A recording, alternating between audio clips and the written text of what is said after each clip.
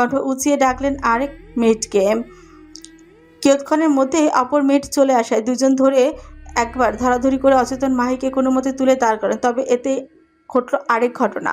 অচেতন মাহির ছেড়ে দেওয়া শরীরটা খুব বেশিক্ষণ দাঁড়িয়ে থাকতে পারল না। নিজ পায়ে চলমল পায়ে সে তৎক্ষণাৎ গড়িয়ে পড়ল মুগ্ধের গায়ের উপর।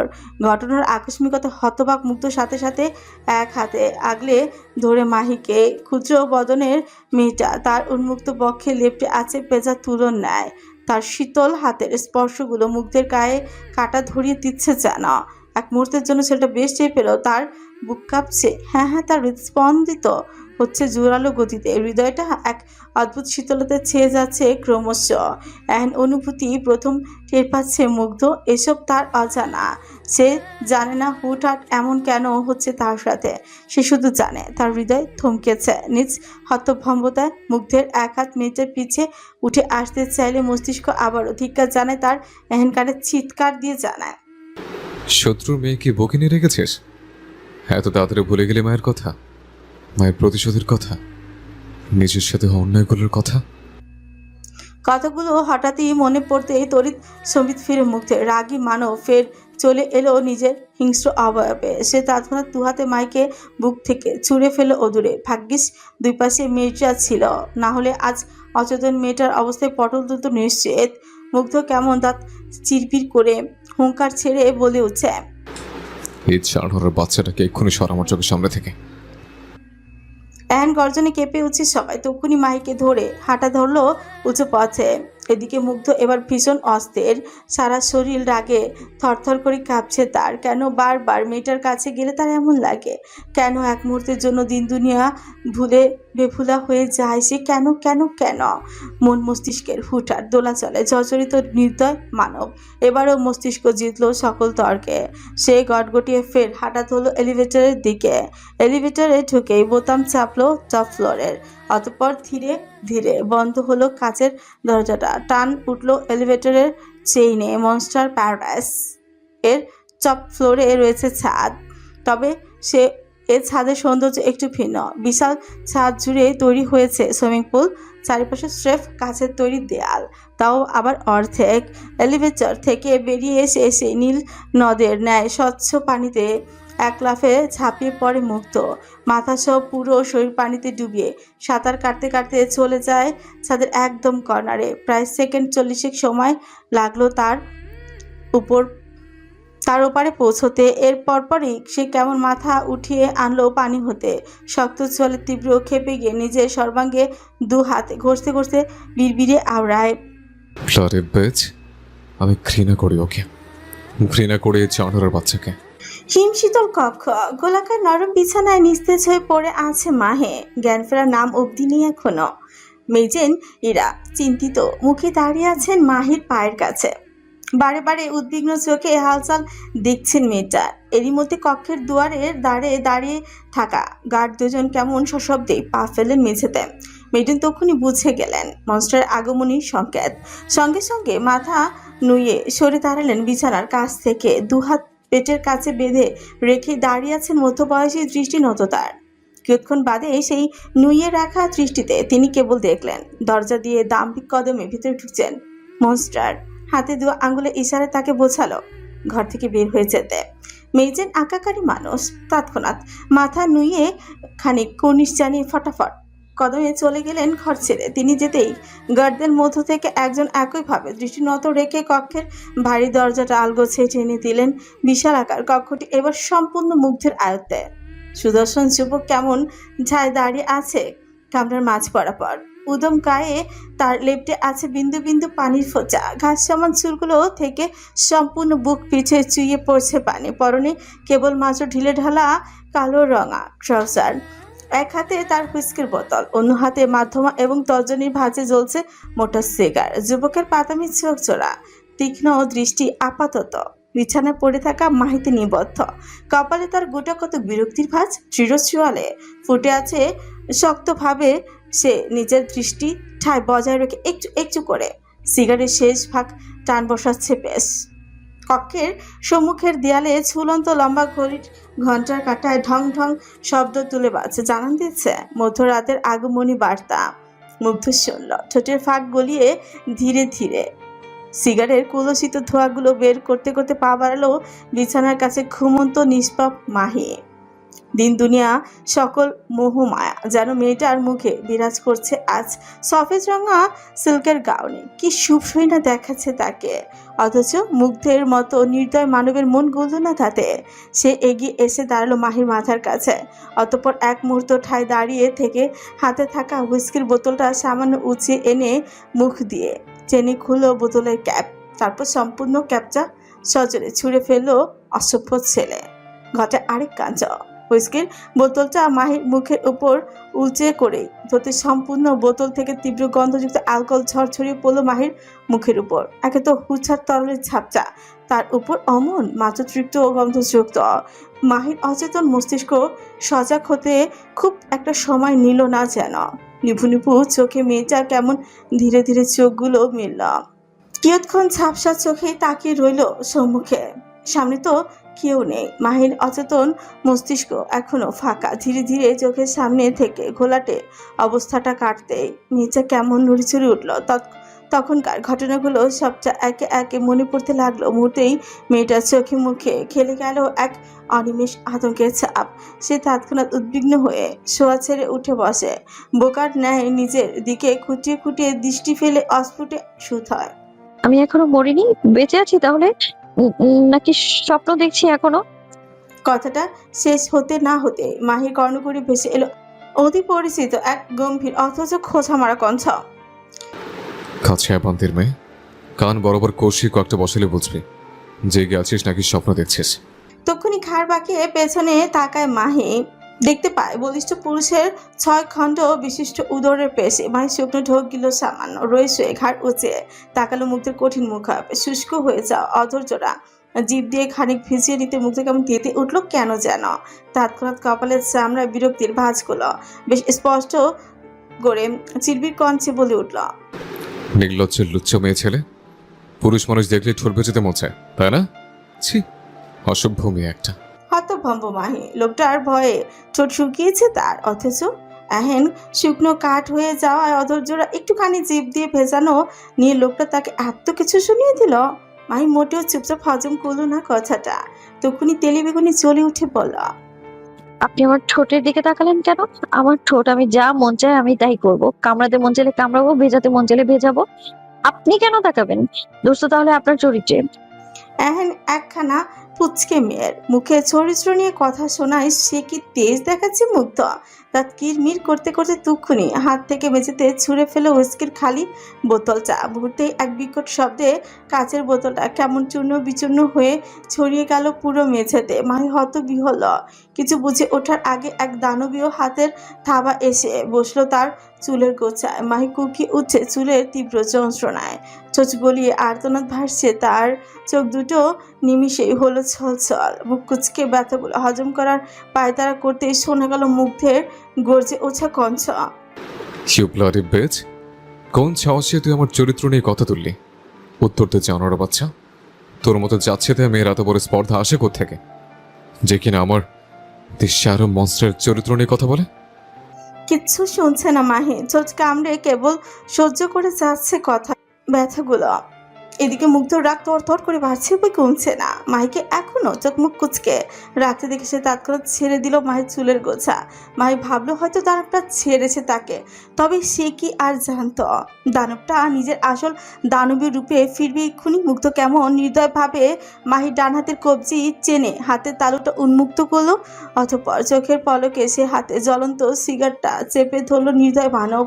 মাহি চেঁচাচ্ছে, বুক ভাঙা আর্তনাদে ছটফটিয়ে যাচ্ছে অনবরত। হাতটা মোচড়াতে থাকলো, লাভের লাভ তো হচ্ছেই না, উল্টো হাতটা মচকে যাচ্ছে তার। এদিকে মুগ্ধের বাদামি চোখ দুটো জ্বলছে রাগে। হিতাহিত জ্ঞান শূন্য মানব ফের শক্ত হাতে গলা চেপে ধরে মাহির।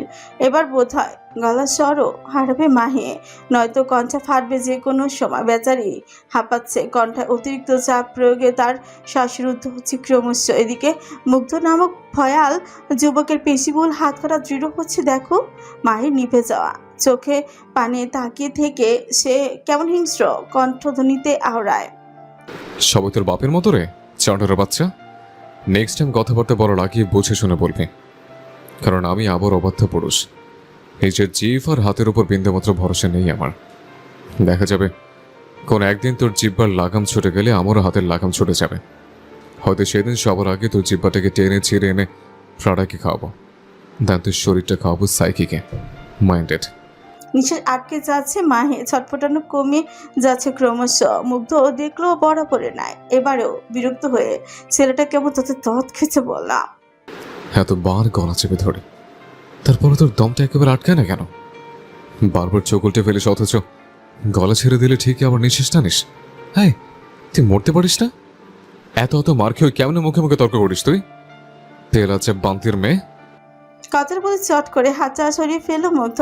সঙ্গে সঙ্গে মেয়েচার গাল বরাবর শুধুই সপাচে আসা এক চর। দুর্বল মাহি তৎক্ষণাৎ ছিটকে পড়লো বিছানায়। কণ্ঠা ব্যথায় যায় অবস্থা তার। মুগ্ধ ছোট পিষে হাসলো মেয়েচার করুণ অবস্থা দেখে। এক পা আলগোছে বিছানার উপর উঠিয়ে এনে হালকা ঝুঁকে এলো মাহির দিকে। অতঃপর মাহির চুলগুলো পেছন থেকে এক হাতে চেপে ধরে মুখ নামিয়ে আনলো মাহির কান বরাবর। ক্রু কণ্ঠে হিসিয়ে বলল, I hate you, I just hate you. এই পৃথিবীতে আমি যদি কাউকে সবচেয়ে বেশি ঘৃণা করে থাকি তাহলে সেটা হচ্ছিস তুই, যার গায়ে ওই বাচ্চাটির রক্ত। যতদিন না পর্যন্ত একটু একটু করে তিলে তিলে যন্ত্রণা দিয়ে তোর গা থেকে শেষ রক্তবিন্দুটা আমি ছড়িয়ে নিচ্ছি, ততদিন পর্যন্ত না চাইলেও বাঁচতে হবে তোকে। তুই যতবার নিজে মরতে চাইবি ঠিক ততবার তোকে মরণ যন্ত্রণা উপভোগ করাবো আমি। কিন্তু কিন্তু তোকে মারবো না সাথে সাথে। শুনলো মাহি ছোটে ঠোঁট চেপে সহ্য করলো সবটুকু কষ্ট। মুগ্ধ রয়েছে ছেড়ে দিল মাহির চুলের গোছা। সঙ্গে সঙ্গে আবারও এক খাঁচকা টানে মাহিকে ঘুরিয়ে নিল নিজের দিকে। কান্নারত মাহি লাল হয়ে যাওয়া চোখ দুটো দিয়ে কেমন তাকিয়ে রইল হতভাগের ন্যায়। এদিকে মুগ্ধর চোখে মুখে এক ভিন্ন আগুন। সে তৎক্ষণাৎ শক্ত থাবা বসিয়ে মাহির চোয়াল বরাবর নিজের অর্ধেক ভর মাহির ক্ষুদ্রকায় শরীরের উপর ছেড়ে দিয়ে হিস শুধালো, খুব তো চরিত্র নিয়ে কথা শোনাচ্ছিলি বান্তির মেয়ে। বেশ তো, চরিত্র যখন দোষ লাগবেই তাহলে কিছু করার পরে দোষ লাগুক। আগে তোকে নিজের রক্ষিতা বানাই। So I give my kiss. মুগ্ধের শক্তপোক্ত হাতের থাবা এবার চোয়াল ছেড়ে ছোট অবধি চলে এসেছে মেয়েচার।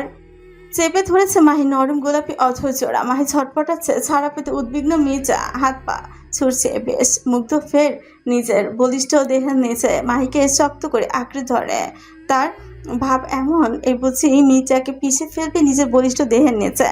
সে ধীরে ধীরে এগোচ্ছে মাহির অধরের দিকে। দুজনার ঠোঁট যখন প্রায় ছুঁই আশঙ্কা। মুগ্ধের চোখ পড়ল মাহির ছলছল চোখ দুটোর দিকে। সপ্তদোষের চোখ দুটো কেমন যেন কোনো সাধারণ চোখ নয়, এ যেন এক নিখাত গভীর ফাঁদ। মুগ্ধ থমকায়। লম্বা ঘন পলক বিশিষ্ট হরিণী চোখ দুটোর অসহায়ের মতো তাকিয়ে আছে তার পানে। তাদের কত শত নীরব অভিযোগ। আশ্চর্য হলো সত্যি মুগ্ধ বেশ পড়তে পারছে তাদের অভিযোগ। তারা চিৎকার করে জানান দিচ্ছে, মুগ্ধ খারাপ, হিংস্র। মুগ্ধ বুকের বাপাসের পিঞ্জরের মাঝে লুকিয়ে থাকা পাথরের অঙ্গুরটা কি লাফাচ্ছে। সে হঠাৎ ট্রিম শব্দ তুলছে কেন? কি সমস্যা এর? মুগ্ধের এক মুহূর্ত ইচ্ছে করলো এখনই বেয়াদব অঙ্গটাকে ছুরি দিয়ে কেচে গা থেকে আলাদা করে ফেলতে। তার হাত দুটো কেমন আলগা হলো তার অজান্তেই। এই ফাঁকে মাহি নড়ল। তখনই মুগ্ধের নজর পড়লো মির্জার নরম তুলতুলে অধৈর্যরার পানে। আশ্চর্য, এত সুন্দর কেন মেয়েটার ঠোঁট দুটো? মনে হচ্ছে কোনো শিল্পী তার সারা জীবনের দক্ষতা দিয়ে একটু একটু করে এঁকেছে মেয়েটার ঠোঁট দুটো। তাদের তিতিন কপ্পন নিঃশ্বাস আটকে দিচ্ছে নির্দয় মানবের। তার এতক্ষণে ক্রূরতা কোথায় যে পালালো কে জানে। চোখে মুখে ভর করলো এক অদৃশ্য মায়াজাল। পিয়াংসি করা বাদামি ঠোঁট দুটো এবার হিংস্রতায় নয় বরং মুগ্ধতায় এগিয়ে আসতে চাইছে মেয়েচার নরম তুলতুলে অধৈর্যরার পানে। ওদিকে মাহি স্তব্ধ। বোধহয় তার ভাষ্যমতে চরিত্রহীন লোকটার চরিত্রহীন কার্যকলাপে বুক ভেঙে যাচ্ছে তার। অসহায় সপ্তদোষী না চাইতো মেনে নিতে হচ্ছে সব। সে কেমন চোখ মুখ কুচকে রেখেছে দেখো। মুগ্ধ এগোচ্ছে। মাহির তিত্তির করতে থাকা উষ্ঠপুষ্টি সৌন্দর্য দেখে হুট করে এই গলা শুকুলো তার। এই প্রথম তার ঠোঁট দুটো এক অজানা তৃষ্ণায় ধুকছে যেন। সে তৎক্ষণাৎ জিভ দিয়ে নিজের ঠোঁট দুটো ভিজিয়ে নেয় এক পলক।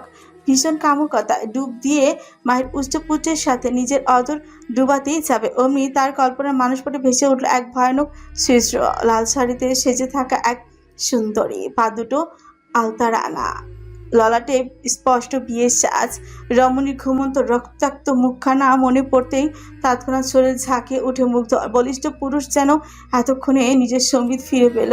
তক্ষুনি মায়ের উপর থেকে উঠে গিয়ে শটান হয়ে দাঁড়ায় সে। নিঃশ্বাস ক্রমশ জোরালো হচ্ছে, তার বুকে উঠানামা বেড়েছে করুণ ভাবে।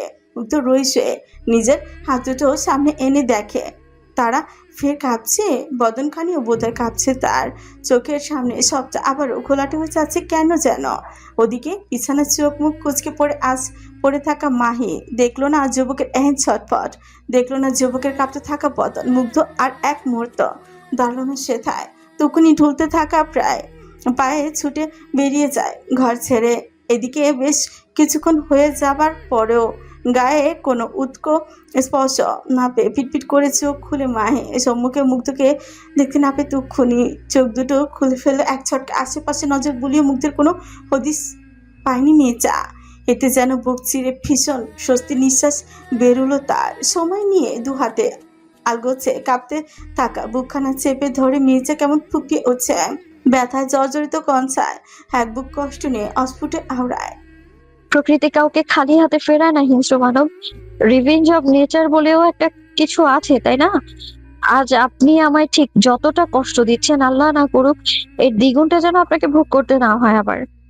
কাপাস শরীর চলমল পায় কোনো রকমে প্যালেসের সেন্ট্রাল টাওয়ারে একমাত্র কামরা অবধি চলে এসেছে মুগ্ধ। বিশাল বড় কাঠের দরজার সামনে দাঁড়িয়ে আলগোছে ডান হাঁচা উঁচিয়ে রাখলো। দরজার ডান পাশে সেন্সর বোর্ডের ওপর মুহূর্তে সেন্সর বোর্ড থেকে একখানা লাল রশ্মি বেরিয়ে এসে মুগ্ধর হাতখানা স্ক্যান করলো সেকেন্ড 30 সময় নিয়ে।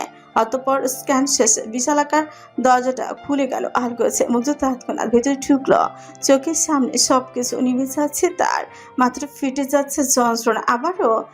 আবারও তার প্যানিক অ্যাটাক উঠলো। মুগ্ধ সইতে পারবো না এ কষ্ট, সইতে পারে না পুরনো কথাগুলোর বিষাক্ত স্মৃতি। যুবক উদ্ভ্রান্তের ন্যায় অন্ধকার ঘরটায় ছুটল, কিছুটা এগিয়ে পা ঘোরালো বাম দিকে। সেটায় 5 কদম হেঁটেই হাত বাড়ার সম্মুখে বিশাল এক ধাক্কা দিতেই সামনে থেকে সরে গেল একখানা দরজা। মুগ্ধ কোনরূপ কাল বিলম্ব না করে গোপন ঘটে প্রবেশ করে। হতদন্ত হয়ে পাগলের মতো অন্ধকার হাস দরজার কাছের সুইচ টিপে দিতেই পুরো ঘরময় ছড়িয়ে গেল লাল ঘোলাটে আলোর পাতে। দেখা গেল গোপনে কামরার চারপাশে কাচের দেয়ালে সংরক্ষিত বিভিন্ন বিদেশি নামি দামি ড্রাগস। মুগ্ধ ঝাপসা চোখে সামনে এগোয়। কাচের বক্সে সুরক্ষিত উচ্চ মাত্রার ড্রাগসের দিকে লোলুপ দৃষ্টিতে এক মুহূর্ত তাকিয়ে থেকে পরক্ষণে বাঁ হাতের কঠিন মুষ্টিবদ্ধ খুশি বসায় কাচের দেয়ালটার গায়ে। তৎক্ষণাৎ ছনছনে ভেঙে গেল দেয়ালটা, সেই সাথে কাচের টুকরো অংশ বিধে গিয়ে হাতে থেতলে গেল মুগ্ধর। এতে অবশ্য বিন্দুমাত্র উদ্বেগ নেই যুবকের। সে কেমন উদ্ভ্রান্তের ন্যায় কাচের বক্স থেকে ড্রাগসটা তুলে এনে সিরিঞ্জ ভর্তি করলো কাপা কাপা হাতে। অতঃপর আর দেরি না করে সে নিজের বাঁ হাতের মোটা শিরায় এক ঝটকায় পুশ করে দিল সবটুকু ড্রাগস। সঙ্গে সঙ্গে পুরো শরীর ঝাঁকে উঠে মুগ্ধর। বদনখানির অসহ্য কাঁপনে বেচারা কেমন হাঁটু গেড়ে বসলো মেঝেতে। চোখ দুটো বুজে আসছে তার, মাথা ভর্তি যন্ত্রণা গুলো ধীরে ধীরে নিভে যাচ্ছে যেন। যুবকের মুখ থেকে অস্ফুটেই কেবল বেরোল, মা ডাকবো? অতঃপর বলিষ্ঠ যুবক তার টান টান দেহটা নিয়ে তক্ষুনি লুচিয়ে পড়লো মেঝেতে। 2 হাত দুদিকে ছড়িয়ে মাথা রাখলো। পরে মা এসে আপন মনে ফিরফির করলো, ও আমার কেউ না মা, ও আমার শত্রু। নিশ্চল মুগ্ধ বড়সড় দেহটা তার চিত হয়ে পড়ে আছে মেঝেতে। চোখ দুটো নিভু নিভু, 2 হাত ছড়িয়ে আছে দুদিকে। এক হাতের মুঠো এখনো চেপে রেখেছে ব্যবহৃত শূন্য সিরিঞ্জটা। বুকের উঠানামার গতি ক্রমশ কমেছে যুবকের, কমেছে বাদামি চোখ জোড়ার পলক ফেলার ইচ্ছে। ভয়ানক যুবকের এহেন শান্তশিষ্ট ভাবখানা বোধ হয় বেশ অবিশ্বাস্য। সে এবার ঘুমোতে চাচ্ছে। বুকের খাঁচায় লুকায়িত অঙ্গটার হুটহাট জ্বালাতনগুলো এখন আর ভাবাচ্ছে না তাকে। মস্তিষ্ক ধীরে ধীরে ফাঁকা লাগছে তার। একটা সময় চোখ দুটো বন্ধ হয়ে গেল আপনা আপনি। নিঃশ্বাসের গতি বাড়ল বেশ। ঘুম জড়ানো চোখ দুটো কোনো রকমে টেনে টুনে খুলছে মাহি। গাটা কেমন ম্যাচ ম্যাচ করছে, মাথাটা যে কি ভাল লাগছে মনে হচ্ছে পুরো শরীরের তুলনায় আপাতত বোধহয় মাথাটায় বেশ ওজনের। মাহি কাচরাতে হালকা নড়ে চড়ে উঠে বসা প্রেয়ার চালাতে চোখ মুখ কেমন কুচকে গেল তার। সর্বাঙ্গ জুড়ে অসহ্য ব্যথা। আজও গলা দিয়ে স্বর বেরোনোর বালাই নেই। মাহি কতক্ষণ থম মেরে পড়ে রইল বিছানায়। পরক্ষণে নিজের সঙ্গে এক প্রকার যুদ্ধ চালিয়ে অবশেষে শোয়া ছেড়ে উঠে বসল। মাথাটার অসভ্যতা যন্ত্রণায় কুপো কাঁদছে। দুহাতে মাথার দুপাশে সজোরে চেপে ধরে মনে মনে ভাবলো বোধহয় শাওয়ার নিলে কিছুটা হলেও রেহাই পাবে এখন যন্ত্রণা থেকে। তাই যেই বাবার সেই কাজ। সমস্ত শরীরে অসহনীয় ব্যথা নিয়ে মাহি পা রাখলো মেঝেতে। তবে এক মুহূর্ত আশ্চর্য হয়ে তাকিয়ে রইল কেমন। গতকাল রাতেই না পুরো মেঝেতে কাঁচের বোতলের চূর্ণ বিচূর্ণ টুকরোগুলো ছড়িয়ে ছিটিয়েছিল, তাহলে এখন পুরো মেঝেটাই এমন ঝাঁ তকতকে হয়ে গেল কিভাবে? মাহি এক মুহূর্ত মৌন থেকে পরক্ষণে নিজে সান্ত্বনা দিয়ে ভাবলো হয়তো মেডে থেকে মধ্যে কেউ এসে পরিষ্কার করে গিয়েছে, হয়তো ঘুমিয়েছিল বিধায় টের পায়নি। মাহি আর ভাবলই না। এমনিতে মাথা ভর্তি ভ্রতা যন্ত্রণা, তার উপর অমন উটকো ভাবনা চিন্তা। অত সব ভেবে চিনতে তার লাভ কি শুনি। মাহি মুখ পাকায় ভাবনায় রয়েছে। পা দুটোতে কোনো রকমে দাঁড়িয়ে ধীরে ধীরে এগোয় ওয়াশরুমের দিকে। গায়ে জড়ানো মোটা সিনথেটিক কাপড়ের পাজামা, জ্যাকেট, মুখে ঢাকা হসপিটালের মাস্ক, মাথায় কালো ক্যাপ, হাতে পায়ে মোটা গ্লাভস, বড় বড় স্ট্যান্ড মোপার হাতে নিয়ে ঘষে ঘষে লিভিং রুম পরিষ্কার করে যাচ্ছে 5 জন পুরুষ মেজ। গায়ে অত রক্ষকবচক থাকলেও প্রত্যেকের বদনখানি কেমন কাঁপছে দেখো। কেননা পায়ের তলায় থাকা কাচের মেঝের নিচে আস্ত এক সুইমিং পুল, সেখানকার স্বচ্ছ পানিতে ডুবাচ্ছে মাংসাশী হাঙুর গোলাপ। গতকাল একজনকে আস্ত গিলেও এদের স্বাদ মেটেনি মনে হচ্ছে। উপরের মানুষগুলোকে দেখে তারা কেমন দাঁত বের করে বাঁকা হাসছে। এইটুকু যতবার নজরে পড়ছে ঠিক ততবার গা শুদ্ধ লাঠি সোটা সবটাই কাঁপছে বেচারাদের। তবুও তারা অসহায়। রক্তাক্ত মেঝেটা ঠিকমতো পরিষ্কার না করলে দেখা যাবে তাদেরকেই না আবার হাঙরদের খাবার বানিয়ে দেওয়া হয়। লিভিং রুমের লাউঞ্জের এক পাশে বুকের কাছে 2 হাত বেঁধে চুপচাপ দাঁড়িয়ে আছে সেট। মুখটা কেমন গম্ভীর চিন্তা নিমজ্জিত বেচারা। চোখ দুটো বোধহয় এক জায়গায় স্থির। এরই মধ্যে লিভিং স্পেসে আগমন ঘটে মেইজেনের।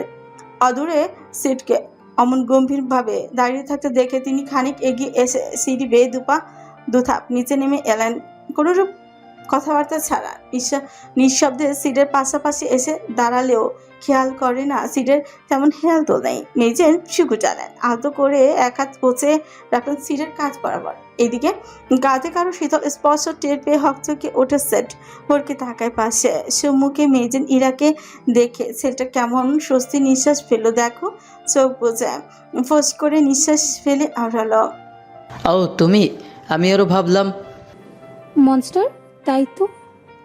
ঠোঁটের আগা এসে থেমে যাওয়া শব্দটা মেজেনের মুখ থেকে শুনে স্মিত হাসলো সেট। হালকা ছোট কামড়ে আঙুল উঁচিয়ে সামান্য চুলকে নিল ললাটের এক পাশ। সময় নিয়ে জানালো, ওই আর কি। মধ্যবয়সী মেজেন কেমন ছোট পিষে হাসলেন মনে হচ্ছে। পা দুটো হালকা নাড়িয়ে সোজা হয়ে দাঁড়ালেন। পরে মুহূর্তেই 2 হাত বুকের কাছে বেঁধে কেমন রহস্যময় কণ্ঠে বলতে লাগলেন, ইদানিং মনে হচ্ছে মনস্টারকে একটু বেশিই ভয় পাচ্ছ। কই, আগে তো মনস্টারের হিংস্রতায় এত ভয় পেতে না। সিট মনে রইল কিছুক্ষণ। কর্মরত মেয়েদের পানির ছায় দাঁড়িয়ে তাকিয়ে থাকতে হঠাৎ মেয়েডিনের মুখে শুনলো আরেক বাক্য, মেয়েটাকে পছন্দ হয়েছে তাই না? কথাটা শুনতে পুরো বদন জুড়ে ঝংকার বয়ে গেল সেটার। বুকটা কেঁপে উঠলো অজানা পায়ে। ছেলেটা কেমন ক্ষণে ক্ষণে শুকনো ঢোক গেল। এদিকে তার এখন অবস্থা ঠিকই আর দৃষ্টিতে খেয়াল করলো মেচেন। হালকা হেসে আলতো করে সিটের পিছে হাত রেখে বিজ্ঞান ন্যায় শুথলেন, যাকে একবার মনে ধরেছে তাকে এত সহজে হাতছাড়া করতে চাচ্ছ কেন সিড? আমি তোমার চোখে স্পষ্ট দেখেছি মেয়েটার প্রতি অবাধ মায়া। শুকনো ঢোক গেল সেট। ঠোঁট ফাঁক করে নিঃশ্বাস ফেলছে ক্রমশ। সেই মেয়েডেনদের দিকে না তাকিয়ে মোটা হয়ে আসা কঞ্চে বলল, নিষিদ্ধ জিনিসের প্রতি আমাদের কৌতূহল থাকবে, এটাই স্বাভাবিক মেইডেন। তাই বলে এই কৌতূহলকে আমি ভালোবাসা কিংবা তার চেয়ে বেশি কিছু নাম দিতে পারি না। কথাটা বলে সিট উদ্যত হলো চলে যেতে, দু কদম বাড়াতেই পেছন থেকে ভেসে আসে মেজেনের দৃঢ় কঞ্চ। তাহলে ও কাঁদলে তোমার চোখ থেকে পানি পড়ে কেন? কাল রাত যখন মনস্টার ওর ওপর নির্মম অত্যাচার করছিল, তখন তুমি কক্ষের বাইরে মেঝেতে বসে পাগলামি করছিলে কেন? কেন কাঁদছিলে নিঃশব্দে?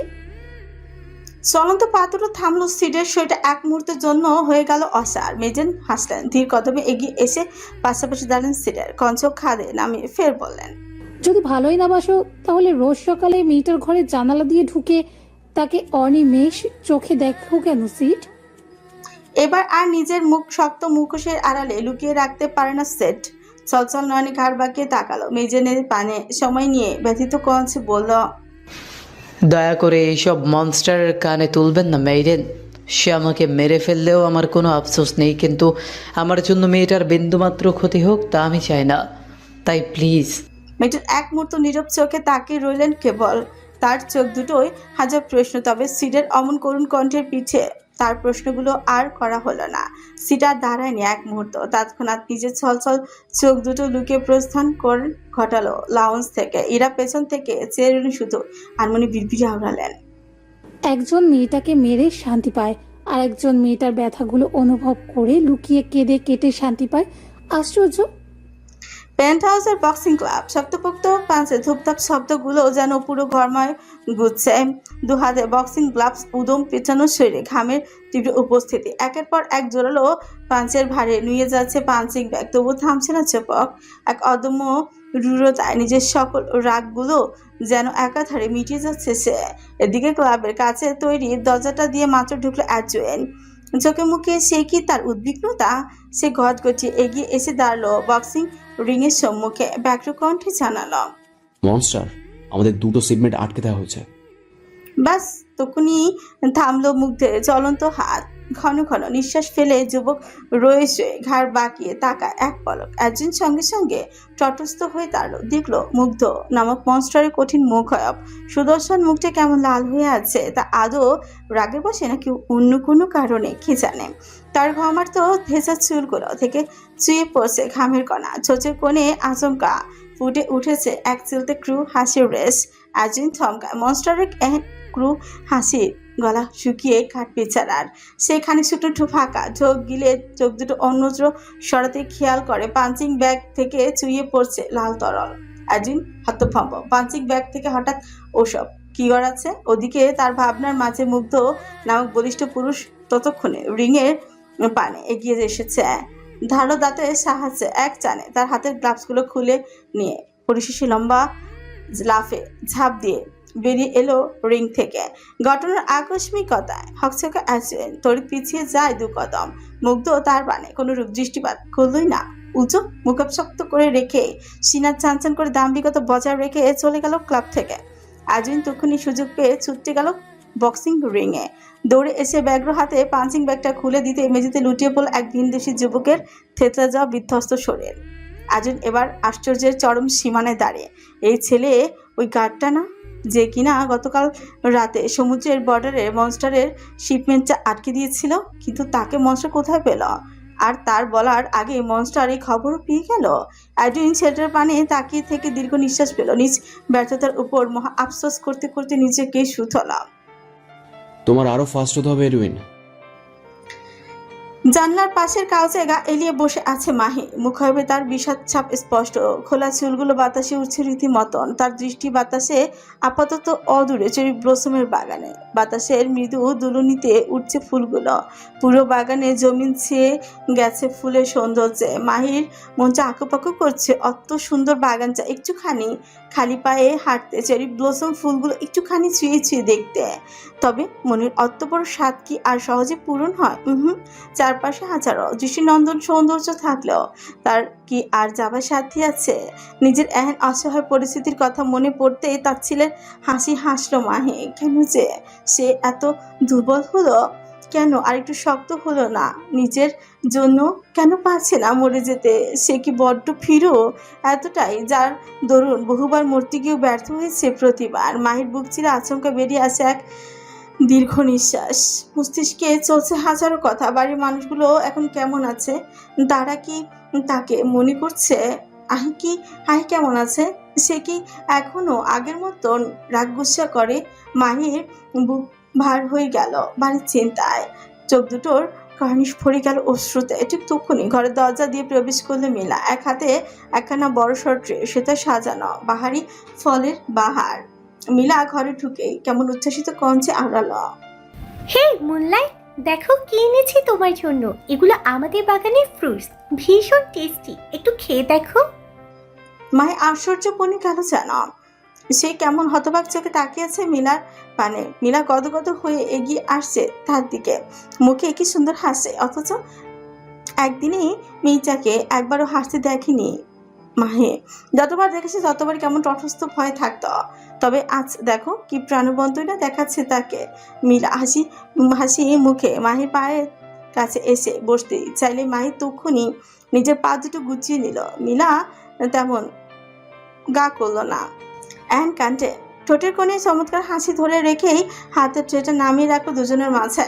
নিজ উদ্যোগে একটা ব্লুবেরি তুলে নিয়ে মাহির পানে এগিয়ে ধরে বলা, নাও খেয়ে দেখো। মাহি হতবাক হয়ে ঠিকই তুলে নিল ব্লুবেরিটা। এদিকে মিলা তাকে আরেকটু অবাক করে দিয়ে ব্লুবেরিটা তুলে তুলে মুখে পুড়তে লাগলো নিজের। গালের পাশে অনন্য স্বাদের ফলটা চিবুতে চিবুতে মাহিকে তারা দেখিয়ে বলা, খাচ্ছ না কেন? খাও খাও, ভীষণ মজা। মায়ের ওপর নিচ মাথা নাড়ায়, হতবুদ্ধি নেয়। ছিঁড়ে ছিঁড়ে ব্লুবেরিটা যেই না মুখে পুরলো, অমনি সুস্বাদে চোখ দুটো আপনি বন্ধ হয়ে এলো মিচার। মিলা আজ চোখে দেখলো সবচা পরক্ষণে কেমন খিলখিলি হেসে উঠছে বলা, খুব মজা তাই না? মাহি তা ধোনা চোখ খুললো, দৃষ্টি নত রেখে মাথা ঝাঁকালো নিঃশব্দে। মিলা তখন আরো কিছু ফল মাহির পানে এগিয়ে দিয়ে বলল, এগুলো টেস্ট করো, দেখবে খুব ভাল লাগছে। মাহি তাই করলো। মেয়েটার কথা মতো আরো কিছু নাম না জানা সুস্বাদু ফল মুখে পড়লো। এদিকে মিলাও তখন আয়েশ করে ফল চিবুতে চিবুতে হঠাৎ মাহির উদ্দেশ্যে বলল, নিচে যাবে চেরি ব্লসম গার্ডেনে?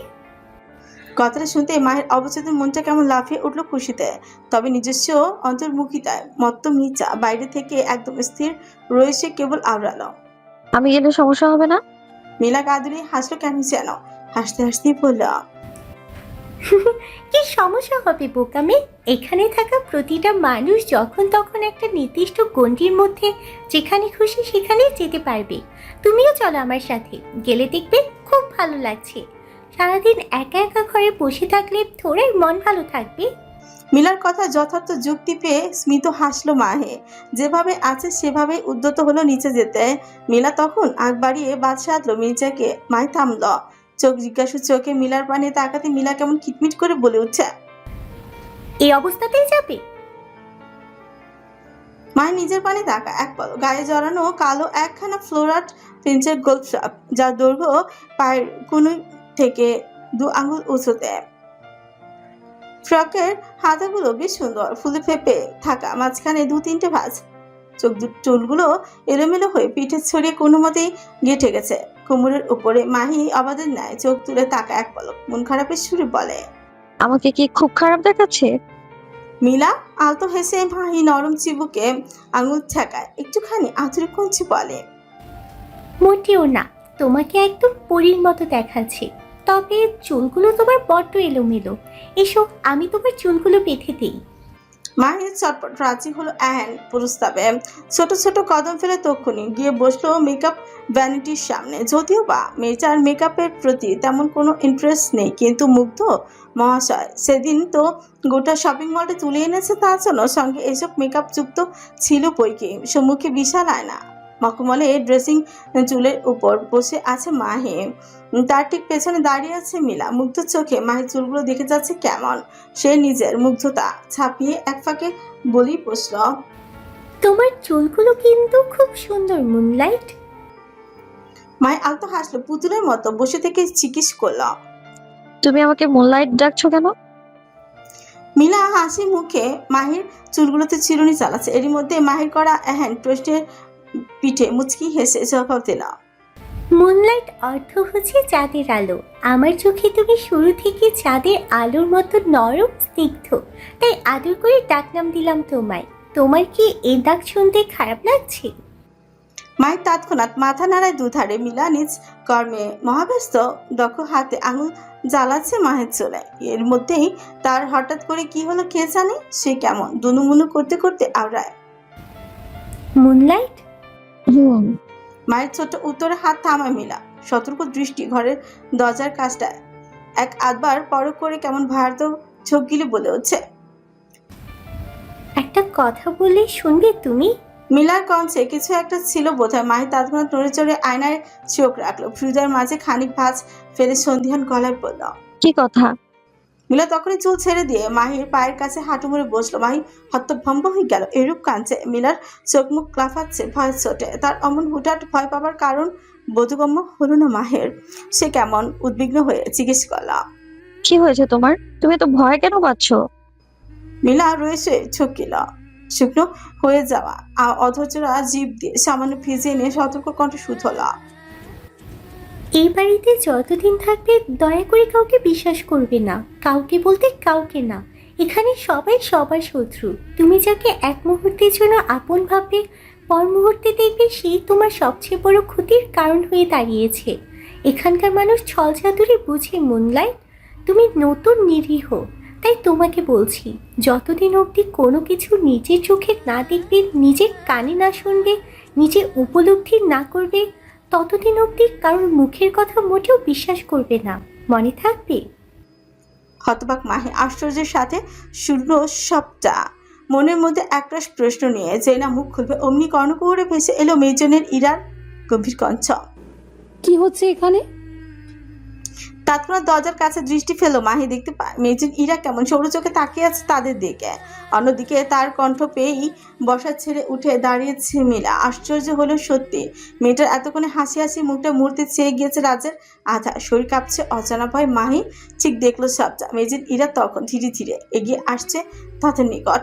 কিয়ৎক্ষণ বাদেই তিনি এসে দাঁড়ালেন মিলার একদম পাশ ঘেঁষে। অতঃপর বলা নেই কওয়া নেই আচমকায় মিলার ডান হাতটা কবজিটা চেপে ধরতেই চোখ মুখ কুচকে ফেলে মিলা। মেয়েটার মুখ দেখে মনে হচ্ছে তার কবজিটা বোধহয় বচ্চ পীড়া হচ্ছে এই মুহূর্তে, কিন্তু মুখ ফুটছে না।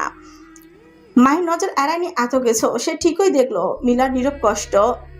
এদিকে মেজেন তখন গম্ভীর মুখে মিলাকে বলতে লাগলেন, তোমার সাথে আমার কিছু কথা আছে, বাইরে চলো। মিলার না বলার ক্ষমতা নেই। উচকে রাখা চোখ মুখ সে কেবল মাথা কাত করে সম্মতি জানালো। মেজেন কেমন হালকা হেসে তাকে নিয়ে প্রস্থান ঘটাতে চাইলে মাহি চেঁচিয়ে বলল, মেডেন। কিন্তু ও তো এখন আমার সাথে বেরোবে, আমরা নিচের গার্ডেনে যাব। মেডেন থামলেন, ঘাড় বাঁকিয়ে তীক্ষ্ণ দৃষ্টিতে তাকালেন নতমুখী মিলার পানে। হাতের বাঁধনে জোর বাড়লেন কিনা খেসানে, তবে মিলার চেহারা ব্যথতুর ছাপ স্পষ্ট ভালো কেন যেন। মেজেন কেমন সন্দিগ্ধ গলায় মিলাকে জিজ্ঞেস করলেন, তাই নাকি মিলা, তুমি গার্ডেনে যাবে? নতমুখী মিলা তখনই ঘাড় নাড়ে দুধারে নিঃশব্দে জানায় না। তা দেখে হতবাক মাহি তৎক্ষণাৎ বসা ছেড়ে উঠে দাঁড়ায়। গলায় খানিক সন্দিহান ছাপ ফুচিয়ে বলে উঠছে, কিন্তু কিছুক্ষণ আগে তুমি তো। আমি যাব না মেয়ে। তোমার ইচ্ছে হলে তুমি একা যাও। সুগুচায় মাহে কিছুক্ষণ আগেও তো মেজা অমন হাসি হাসি মুখ করে কথাবার্তা বলছিল। সে কিনা মেজে নাচতে চুপসে গেল, কিন্তু কেন? মাহি গম্ভীর মুখে চোখ তুলে তাকালো মিলার পানে।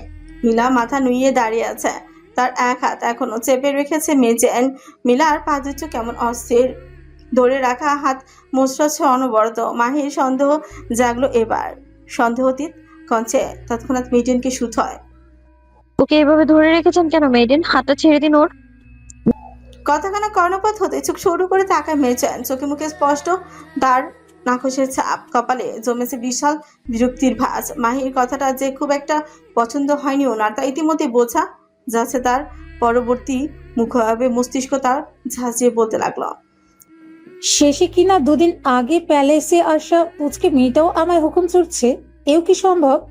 মস্তিষ্কের সাজানো বাক্যটা ঠোঁট অব্দি এগোয়নি মেজেনের। তিনি কেমন নিপুণতার সাথে মুহূর্তের নিজের মুখাবে পরিবর্তন আনলেন। ছোটের কোণে জোরপূর্বক হাসি চেনে পরক্ষণে আওড়ালেন, না ডিয়ার, ওকে এই মুহূর্তে ছেড়ে দিলে বিপদ হতে পারে। কেননা তোমাকে মিলার সম্বন্ধে একটা কথা এখনো বলাই হয়নি। থামলো মেজেন। রয়েছে ঘাড় বাঁকে শক্ত চাল নিক্ষেপ করলো নতমুখী মিলার পানে। গম্ভীর অথচ ঝাঁঝালো কণ্ঠে হুকুম চললেন, এখনই নিচের কক্ষে যাও মিলা, আমি আসছি। মিলা হাসপাস করতে করতে খার কাত করতে করলো আলগোছে। মেজেনের শক্তপোক্ত হাতের বাঁধন থেকে মুক্তি পেতে ভীষণ অস্থিরতার পায়ের গতি বাড়ায় মেজা। এক ছুটে কক্ষ ছেড়ে বেরিয়ে এসে দাঁড়ালো লম্বা করিডোরে। কক্ষের দুধারে নত মস্তিষ্কে দাঁড়িয়ে থাকা গার্ড দুজন কেমন অস্থির স্থির হয়ে আছেন, হাতে থাকা রাইফেল দুই ধারে মুখ করে রাখা। মিলা ভয়ের তো চোখ গিলে কদম কদম পিছিয়ে গেল, বুক ফুলিয়ে বড় বড় নিঃশ্বাস ফেলে ঘাড় বাকি এক পলক ফের তাকালো মাহির কক্ষের পানে। কিছু একটা ভেবে ভেবে মেয়েছে কেমন উদাস কঞ্চে আনমনি পিপি করল। নিজের হাতে নিজের ক্ষতি করো না মুনলাইট। সন্দেহতীত মাহি এখনো নিচের কাঙ্ক্ষিত উত্তরের অপেক্ষায়। মেজেন সময় নিচ্ছে বেশ। মাহির নরম তুলতুলে ডান হাতটা আলতো করে নিজের হাতের মুছে পুড়ে তাকে নিয়ে বসলেন মখমলের বিছানার উপর। কিয়ৎক্ষণ এক দৃষ্টিতে তাকিয়ে মাহির তুলতুলে হাতের পানে তাকিয়ে রইলেন মধ্যবয়সী। তার মাঝে তেমন কোনো তাড়া নেই জবাব দেবার। ওদিকে মাহি চিন্তিত, মিলার ব্যাপারে কি এমন বলবেন মেজেন তা নিয়েই যেন হাজারটা চিন্তায় জর্জরিত শব্দদোষে সে এবার বিরক্ত হয়ে ছট করে মেজেনের হাত থেকে নিজের হাতে সরিয়ে আনল। মেজেন ফরগালেন মেয়েটার এরূপ কাঁচে হকচকে জিজ্ঞেস করলেন। কি হলো ডিয়ার? মাহি বিরক্ত, এমনিতে চুপচাপ থাকলো মেয়েটা আবার তুখর তেজ। তারপরও মিলার বলে যাওয়া অমন কথা ভাবনে ফেলেছে তাকে। মিলা তখন কাকে উদ্দেশ্য করে বললো কথাগুলো? সে কি কোনোভাবে মেজিনকে উদ্দেশ্য করে বলো? বুদ্ধিমতী সপ্তদশী কথা নেবার উদ্দেশ্যে কপালে গুটা কত ফাঁস নেই কাট কাট কণ্ঠে বলতে লাগলো। মিলার ব্যাপারে কি বলতে চেয়েছিলেন মেরিন? সদা মিনমিনে কথা বলা মেয়েটা কি আজ অমন কাটকাট কণ্ঠে তেজ দেখে কথা বলছে না? এই নিয়ে মাথা ব্যথা আর শেষ নেই মেজেনের। মনে মনে তিনি চেঁচে উঠলেও বাইরে থেকে একদম পানির মতো স্থির, চোখে মুখে স্পষ্ট অভিমান লেপটে আওড়ালেন। শোনো মেয়ে, আমি জানি না মিলা তোমায় কি বলেছে, তবে আমি এতটুকু বলতে পারি, মিলা যা বলেছে তা বিশ্বাস করো না, কেননা ও মানসিকভাবে অসুস্থ। থমকা মাহি। মানসিকভাবে অসুস্থ মানে? কর্মিলাকে তো দেখে তার একবারও এমন তো মনে হয়নি। তবে যে মেজেন এসব বলছেন, মাহি খানিক গম্ভীর হলো এ পর্যায়ে। মন দিয়ে শুনতে লাগলো মেজেনের বাকি কথাগুলো। এইদিকে মেজেনের চোখে মুখে স্পষ্ট বিষাদের ছাপ, মধ্যবয়সী ছল ছল চোখ অদূরে দেয়ালের দিকে নিবদ্ধ। মানুষটা কেমন অন্যমনস্ক হয়ে আওড়াচ্ছেন। গতকাল রাতে ডিনার টাইমে মনস্টার যাকে শার্কের পেটে চালান করেছিল সে আর কেউ নয়, মিলার কাজিন ছিল। এই পুরো বাড়িতে একমাত্র ইলিয়ারই এমন ব্যক্তি ছিল যার সাথে মন খুলে কথা বলতো মিলা। কিন্তু গতকালকের ঘটনার পর থেকে মিটা বড্ড ডিস্টার্ব। আজ সকালেও কিচেনে দুজনে গায়ে গরম তেল ছুঁড়ে এসেছে। বলতে পারো ইলিয়ার্ডের অনুপস্থিতিতে মেয়েটা আগের চাইতেও বেশি উন্মাদ হয়েছে, তাই এখন ওর আশেপাশে থাকাটা রিস্ক। হতভম্ব মাহি। কি থেকে কি হচ্ছে কিছু বুঝতে পারছেন না মেয়েটা। এখানকার মানুষগুলো এত রহস্যময় কেন? কার কথা বিশ্বাস করবে সে? এদিকে মাহির অমন হতভম্বতা দেখে আলতো হাসলেন মেজেন। তক্ষুনি একটুখানি পিছিয়ে গিয়ে এক ঝটকায় গা থেকে উলে শালটা নামিয়ে দিলেন। মুহূর্তে উন্মুক্ত হলো মধ্যবয়সী পুড়ে যাওয়া হাত দুটো। মাহি কেমন আটকে উঠলো তা দেখে। মেজেনের হাতের ক্ষতগুলো এখনো একদম তাজা, সফেদ রঙা ওয়েনমেন্টে মৃদু প্রলেপ দেখা যাচ্ছে কোথাও কোথাও। মাহি চোখ গিলে সামান্য চোখে মুখে ব্যথাতুর ভাবভঙ্গি ফুটিয়ে জিজ্ঞেস করলো, এসব কি করে হলো মেরিন? না না, ইরা স্মিত হাসলেন। হাত বাড়িয়ে নামিয়ে রাখা শালটা ফের গায়ে জড়িয়ে নিলেন। কিয়ৎক্ষণ চুপ থেকে আনমনে বললেন, এ আর নতুন কি, পাগলিটা রোজ রোজ পাগলামি করে, আর আমার ওসব নীরবে সয়ে যেতে হয়। কি আর করব বলো, শত হলেও ও আমার মারিয়ার বয়সী। জানো কি, মেলার আর তোমার মুখের দিকে তাকালেই আমার মেয়েটার চেহারা ভেসে ওঠে চোখের সামনে। মনটা কিছুটা হলেও স্বস্তি পায় তোমাদের দেখে। নরম দিলের মাহি। মেজেনের এহেন মায়াবী কথায় তার মন গলেছে বেশ। কিছুক্ষণ আগে নিজের করা অমন রূঢ় ব্যবহারে নিজের খারাপ লাগছে এখন। মাহি চোখ নামিয়ে বেশ বসে রইল চুপচাপ। মেজেন সরু চোখে পরক করলেন মাহির নত মুখখানা। আলতো এসে একটুখানি গলা খাকারি দিয়ে বলতে লাগলেন, মন খারাপ করলে কেন মেয়ে? আমার কোনো কথায় কষ্ট পেলে নাকি? তৎক্ষণাৎ চোখ তুলে মাহি মেজেন শুধরে দিয়ে আওড়ায়, তেমন কিছু না। আমি আসলে নিজের বিহেভিয়ারে লজ্জিত। আমি আপনার সাথে। মেয়েটির মুচকি হাসলেন মেজা সরল স্বীকারোক্তিতে এগিয়ে এসে আদুরে ভঙ্গিতে হাত রাখলেন মাহির মাথায়। চমৎকার কঞ্চে বলেন, বোকামি, এইসব নিয়ে ভেবো না তো। আমি চাই তুমি সব সময় হাসি খুশি থাকো, নিজেকে নিয়ে ভাবো, যা করতে ভালোই লাগবে তাই করো। কারণ জীবন তো একটাই, তাই না? যেহেতু জন্মেছি, মরতে তো একদিন হবেই। সেক্ষেত্রে ভয়ে ভয়ে বেঁচে কি লাভ? যতদিন বাঁচবে শক্ত হয়ে বাঁচবে, নিজের মন মতো চলবে, ঠিক আছে? মেয়েটার কথাগুলোতে বুঝি এক অনন্য স্বস্তি খুঁজে পেল মাহে। এ যেন ঠিক তার মায়ের কথা। মাহি যতবার ভেঙে পড়তো তার মা ঠিক এইভাবেই বোঝাতো, সর্বদা তাকে শক্ত হতে বলতো। তবে আজ আজ কেন তার মা কোথাও নেই? মায়ের কথা মনে পড়তে মুখটায় আধা নেমে এলো মাহের। বুকটা ধরে গেল এক অদ্ভুত হাহাকারে। সম্মুখে বসে থাকা মেইজেন বোধ হয় আজ করতে পারলেন নিচার মনের অবস্থা। তিনি তক্ষুনি প্রসঙ্গ এড়াতে উদ্যত হলেন। মাহি চান হাতে টান বসিয়ে তারা দেখিয়ে বলেন, এই মেয়ে, তুমি না তখন বললে তুমি গার্ডেনে যেতে চাও? তাহলে উঠো, আমি নিয়ে যাচ্ছি তোমায় গার্ডেনে। কি, যাবে তো আমার সাথে? ভোরে আসা চোখ দুটো কোনো মতেই লুকায় মাহি। মাথা নুইয়ে রেখে ঝাঁকালো কয়েকবার। মেজেন স্মিত হেসে উঠে দাঁড়ালেন। মেজাকেও নিজের সাথে করে নিয়ে বেরোলেন কক্ষের বাইরে। ধীর পায়ে হাঁটছে মাহি, চুপচাপ কথা বলছে মেজেনের সাথে। দুজন হাঁটতে হাঁটতে প্যালেসের সদর দরজার কাছে আসতে হঠাৎই থেমে গেলেন মেজেন ইরা। মাহিও থামলো তৎক্ষণাৎ। ঘাড় বাঁকিয়ে মেজেনের দিকে জিজ্ঞাসু দৃষ্টি নিক্ষেপ করে বলল, কি হয়েছে মেরিন? মেজেন তৎক্ষণাৎ কিছু একটা মনে পড়ে যাওয়ায় জিভে দাঁত কাটেন। বাহুর মাঝে থেকে মায়ের হাতখানা সরিয়ে দিয়ে আফসোসের সুরে বলতে লাগলেন, I am so sorry dear, আমার ঔষধ খাওয়ার সময় হয়ে গিয়েছে। আমার আবার উচ্চমাত্রার ডায়াবেটিস আছে, যার জন্য ঔষধ টাইম টু টাইম খেতে হবে। So I can't go with you. হতাশ হলো মাহে। এতক্ষণের উপচে পড়া খুশিটা কেমন নিভে গেল দপ করে। মেজের নিজের কাছে বজ্র খারাপ লাগলো যেন। তিনি মন খারাপ করে শুধলেন। আমি খুব দুঃখিত ডিয়ার, আসলে আমি বাকিটা বলার আগের মতো সুযোগ পেল না মেচেন। তার আগে মাহি কেমন সৌজন্যতা রক্ষা করে আওড়ালো, উঠে মেরিন, আপনি ঘরে গিয়ে ঔষধ খান, আমিও ঘরে চলে যাচ্ছি। অন্য কোনো দিন ঘুরবো না হয়। মেচার কণ্ঠে স্পষ্ট মন খারাপের সুর টের পেলেন মেচেন। আফসোসের ডুব দিয়ে উঁচু ঘুরে দাঁড়াতেই হঠাৎই দেখলেন সামনে দিকে হেঁটে আসছে সেট। কানের দুই পাশে হেডফোন গুজে রাখা, হাত দুটো গুজে রাখা প্যান্টের পকেটে। ছেলেটা চোখ বুজে কিছু গুনগুন করতে করতে এগিয়ে আসছে। মেজেন সিটের দিকে তাকিয়ে এক মুহূর্তের জন্য কিছু একটা ভেবে লাফিয়ে উঠলেন পরক্ষণে। চট জলদি পাশে দাঁড়িয়ে থাকা মাই ডান হাতের কবজি চেপে ধরে এগোলেন সিটের পানে। এদিকে মাই কেমন ফ্যালফ্যাল করে তাকিয়ে আছে দেখছে মেজেনের কাণ্ড। এক আধবার মুখ খুলছে যদিও, তবে মেজেনের তার কোনো কথাকেই যেন পাত্তাই তেমন দেয়নি। সে তৎক্ষণাৎ এক হাত ছড়িয়ে পথ আটকে দাঁড়ালো সিট বেচারা চোখ বুজে হাঁটতেই থাকায় দেখতে পায়নি এহেন অবরোধ। ফলস্বরূপ বুকের কাছটায় ফুট করে কারো হাত লেগে যাওয়া আটকে উঠে চোখ খুলল সেট। পরক্ষণেই চোখের সামনে নিরীহ নতমুখী মাইকে দেখতে পেয়ে থমকায় এক মুহূর্তের জন্য। কালো রঙা ফ্লোরার ফ্রকে মির্জাকে একদম আদরে পিচি পিচি লাগছে। মাথার চুলগুলো কি সুন্দর করে বক ক্লিপ দিয়ে আটকে রেখেছে। মেয়েটার ফর্সা মুখখানায় নেই কোনো প্রসাধনের ছাপ। তারপরেও তাকে এতটা মোহনীয় লাগছে কেন কে জানে। সিট নিজের গতি হারাচ্ছে মনে হচ্ছে। তার বেহাত চোখ দুটো আজ ফের আটকেছে এক বাঙালি মোহনীয় সৌন্দর্যের চালে। জীবনে কত বিদেশি রূপবতী দেখলো সে, দেখেছে নানান সৌন্দর্যের অধিকারী সুন্দরীকে, তবুও এই সাধারণ বাঙালি মায়াবতীর মাঝে কি এমন পেল সে যার দিকে একবার তাকালে চোখ ফেরানো দায় হয়ে পড়ে তার জন্য। এদিকে মেইজেন আর দৃষ্টিতে দেখছেন স্বপ্নতমুখী মাহিরা ইতস্তত করছে সিটের সামনে, হাত মুচড়াচ্ছে বারবার। মেইজেন খানিক গলা খাকারি দিতে বেচারা সিটের সম্বিতি ফিরল বোধ হয়।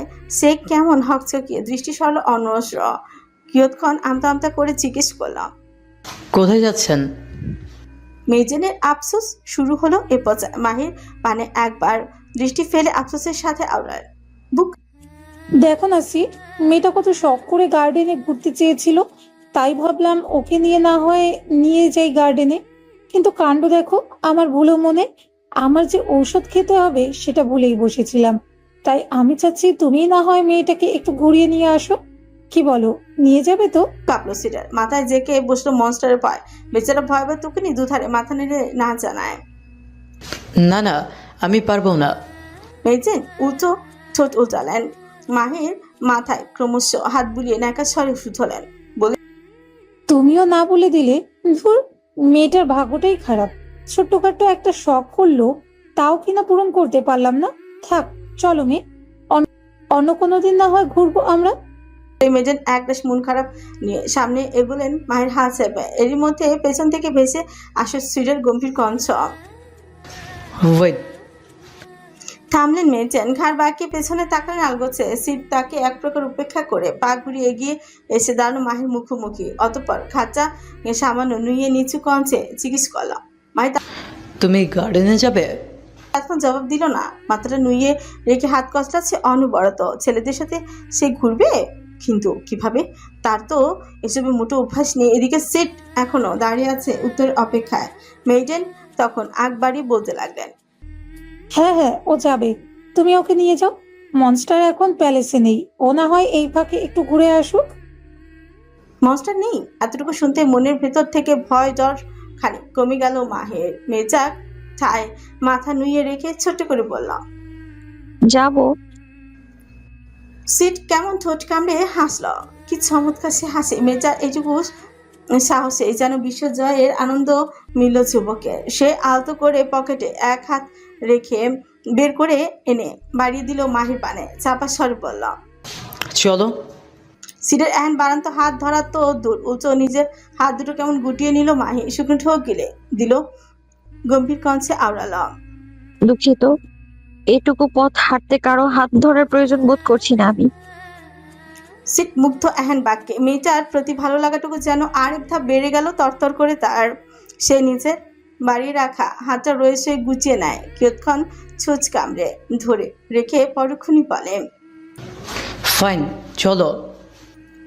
দুটো মানুষ মাঝে অল্প কিছু দূরত্ব বজায় রেখে হাঁটছে কেমন। মাহি আশেপাশে মুগ্ধ চোখে তাকিয়ে থেকে হাঁটলেও সিডের মুগ্ধ দৃষ্টি সম্পূর্ণ মেয়েটার উপর নিবদ্ধ।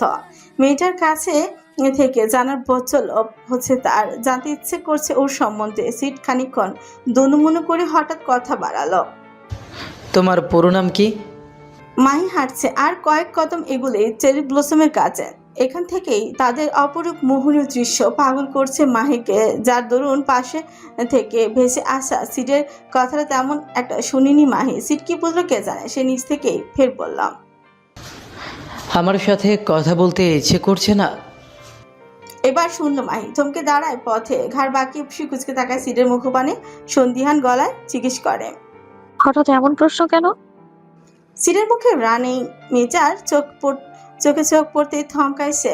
হারিয়েছে নিজের বোধ বুদ্ধি। অমন হাঁ করে তাকিয়ে থাকা দেখে মুখ কুচকায় মাহি, কপাল ছাজিয়ে উঠল বিরক্তিতে। চেনা নেই, জানা নেই, হুট করে একজন অপরিচিত মেয়ের দিকে অমন হাঁ করে তাকিয়ে থাকার কি কারণ আছে শুনি? যত সব ম্যারালেস পার্সনস। মাহি গাল বাগিয়ে নিজের হাঁটা ধরল গার্ডেনের দিকে। লম্বা লম্বা 4টে কদমে অবশেষে গার্ডেনে প্রবেশ করলো সপ্তদশে। গার্ডেনের গোলাপি আভায় ছেয়ে যাওয়া জমিনে পা রাখতে হৃদয়টা কেমন শিথিল হয়ে গেল তার। শামুকটা সামান্য উঁচু করে তাকালো উপরের দিকে। বাতাসের মৃদু ছাপটায় গাছের ফুলগুলো ঝরে ঝরে পড়ছে ক্রমশ, এ যেন গোলাপি রঙের স্নোফল। মাহি ভীষণ উৎফুল্ল হলো। অন্তর্মুখী সপ্তদশের অন্তরের কোণে লুকায়িত বাচ্চামোগুলো বুঝি ঠেলে বেরিয়ে আসতে চাইছে আজ। সে নিচে দুহাত দুই দিকে ছড়িয়ে এক ছুটে দৌড়ে গেল সামনে। উপর থেকে ছড়তে থাকা ফুলের পাপড়িগুলো আলতো করে ছুঁয়ে দিয়ে খিলখিলে হাসছে মেজা। এক আধবার নিচু হয়ে জমিনে পড়ে থাকা পাপড়িগুলো দু হাতে তুলে ফের ছুটতে দিচ্ছে উপরের দিকে। মেজার দিল খোলা পাগলামো চলছে। এরই মধ্যে মাহি স্পষ্ট টের পেল তার পেছনে কার উপস্থিতি। মাহি ভাবলো হয়তো সেট এসেছে, তাই ঘুরে না তাকিয়ে বলতে লাগলো, এত সুন্দর বাগানে দোলনা লাগাননি কেন আপনারা? একটা দোলনা থাকলে তো দুলতে পারতাম অন্তত।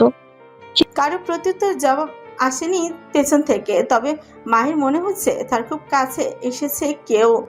আরেকটু হলেই বোধহয় স্পর্শ লাগবে গায়ে। মাহি ভীষণ রাগান্বিত হলো এহেন কাজে। সে তৎক্ষণাৎ পিছনে ঘুরতে তিরিক্ষি মেজাজে আবড়ালো। কি সমস্যা আপনার? এত কাছে। কথাটা মাঝপথেই থামলো তার, যখন চোখ পড়ল সম্মুখে শটান হয়ে দাঁড়িয়ে থাকা এক অজ্ঞাত বলিষ্ঠ দেহী পুরুষের দিকে।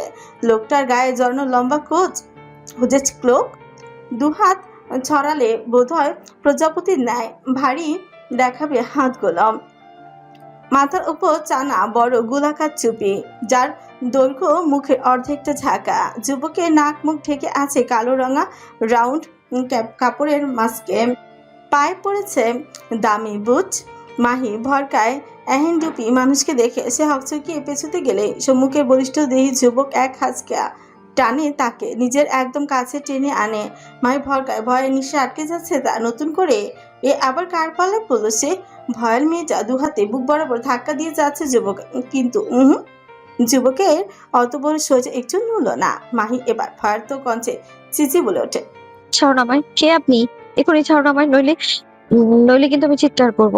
তখন এই বাড়িতে থাকা মনস্টারটা বেরিয়ে এলে আপনাকে তার প্রাণার পেটে চালান করে ছাড়বে। প্রাণের মায়া থাকলে ছাড়ুন আমায়।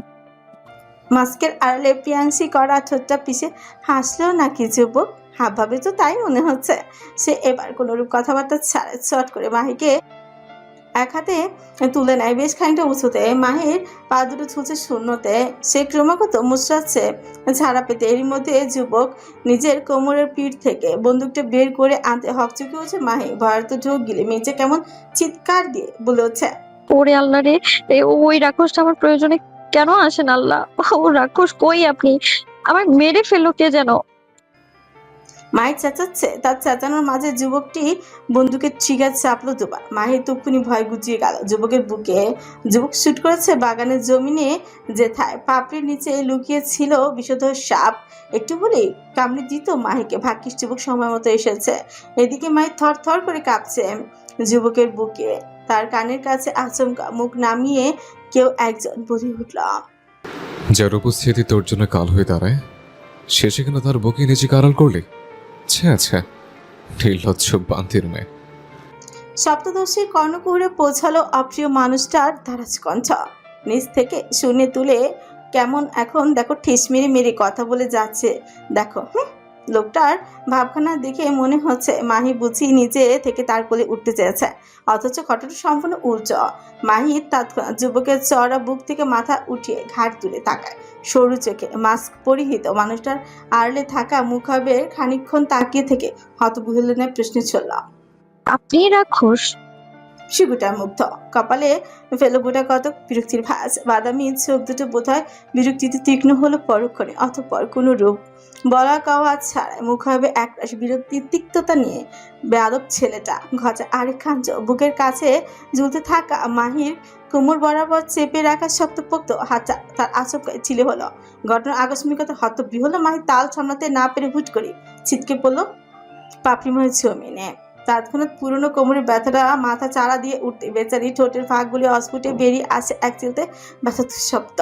আউচ! চোখ মুখ কুচকে এক হাত কোমর ডলছে মাহে। সম্মুখে পাহাড়ের ন্যায় সটনভাবে দাঁড়িয়েছে মুগ্ধ। তার মধ্যে তেমন কোনো হেলদোল নেই মেয়েটার প্রতি বিন্দু মাত্র দেখছে। উল্টো নিজের হাত থেকে রিভলভারটা এগিয়ে নিয়ে আসে নিজ ঠোঁটের কাছে। কুচকুচে কালো রঙা বন্দুকের নলটা দিয়ে বেরোচ্ছে ধোয়া কুঞ্জলি। মুখের পাতলা আবরণে মাস্কের আড়াল থেকেই বন্দুকের নল বরাবর জোরালো হুক বসায় মুগ্ধ। হাত ঘুরিয়ে ফের বন্দুকটা নিজের কোমরে পিছে গুছতে গুছতে কঠিন গলায় বলা, প্যালেসে এত জায়গা থাকা সত্ত্বেও এখানে মরতে এলি কেন? মুখ কুচকায় মাহি। একে তো কোমরে ব্যথাটা বেড়েছে, তার উপর লোকটার অমন ঠেসমারা কথাবার্তা। নিচে ভারী বিরক্ত হলো এ পর্যায়ে।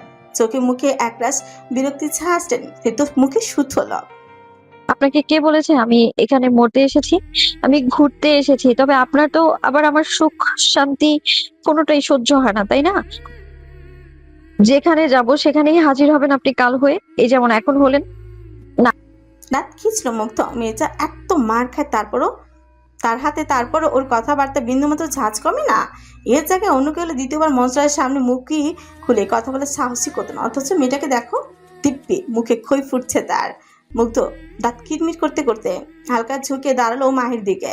ভীষণ রাগ নিয়ে তৎক্ষণাৎ এক হাতে চেনে এক হাতে টান মেরে নিজের মুখ থেকে মাস্কখানা উন্মুক্ত করে হিসিয়ে বলতে লাগলো, বিড়ালের হাড্ডি খেয়ে দুনিয়া এসছিস নাকি? নির্লজ্জ বান্তির মেয়ে। এত মারি তারপরে শিক্ষা হয় না, তাই না? ভয় পেল না মাহি। মনের মধ্যে আজ কোথাও এক আকাশ সাহস পেল কে জানে। সে উল্টো মুখ ঝামচি মেরে বলে উঠছে, না, শিক্ষা হয় না, আর হবেও না। মেজাজ এখন বিপদসীমার বাইরে যাচ্ছে ক্রমশ। মুগ্ধ নামক ভয়াল যুবকের বাদামি চোখ জোড়া লাল হচ্ছে ধীরে ধীরে। সে এক মুহূর্ত চোখ দুটো বুঝে নিয়ে শিশি বলল, কথাবার্তা লিমিটে রেখে বল, চাঁটার বাচ্চা। মায়ের শুনল না আজ। মুগ্ধ যদি হয় 10 আনা, সে হয়েছে আজ 12 আনা। গলায় একরাশ ভয়হীন ঝাড় ছেড়ে পরক্ষণই বলল, বলবো না, বলবো না, বলবো না। কি করবেন? হ্যাঁ,